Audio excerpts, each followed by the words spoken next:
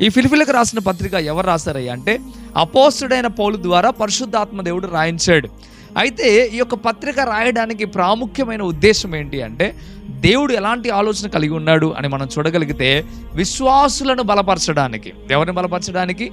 విశ్వాసులను బలపరచడానికి. నిజమైన సంతోషం ఏంటో, క్రీస్తులో ఉన్న ఆనందం ఏంటిదో తెలియచేయాలన్నదే ప్రాముఖ్యమైన ఉద్దేశం.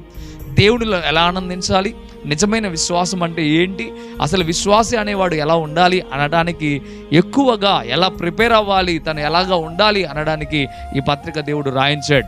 అంతేకాకుండా మనం చూడగలిగితే ఫిలిప్పీ సంఘానికి కూడా పౌలు గారి చేత కృతజ్ఞతలు చెప్పడం ప్రారంభిస్తూ ఉన్నాడు.